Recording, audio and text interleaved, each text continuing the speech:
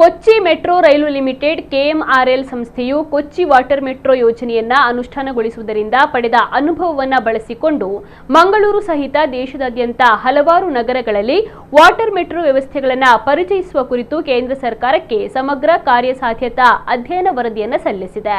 ಕಳೆದ ವರ್ಷ ನವೆಂಬರ್ನಲ್ಲಿ ಕೇಂದ್ರ ಬಂದರು, ಹಡಗು ಮತ್ತು ಜಲಮಾರ್ಗಗಳ ಸಚಿವಾಲಯ ಮಾಡಿದ ವಿನಂತಿಯ ಮೇರೆಗೆ ಈ ಅಧ್ಯಯನಗಳನ್ನು ನಡೆಸಲಾಯಿತು. ಭಾರತದಾದ್ಯಂತ 11 ರಾಜ್ಯಗಳು ಮತ್ತು 2 ಕೇಂದ್ರಾಡಳಿತ ಪ್ರದೇಶಗಳ 18 ಸ್ಥಳಗಳಲ್ಲಿ ವಾಟರ್ ಮೆಟ್ರೋ ಯೋಜನೆಗಳ ಕಾರ್ಯಸಾಧ್ಯತೆಯನ್ನ ಪರಿಶೀಲಿಸಲು ಕೆಎಂಆರ್ಎಲ್ ಸಂಸ್ಥೆಯನ್ನ ಕೋರಲಾಗಿತ್ತು. ಇದೀಗ ವರದಿಯನ್ನ ಕೇಂದ್ರ ಒಳನಾಡು ಜಲಮಾರ್ಗ ಪ್ರಾಧಿಕಾರಕ್ಕೆ ಸಲ್ಲಿಸಲಾಗಿದೆ.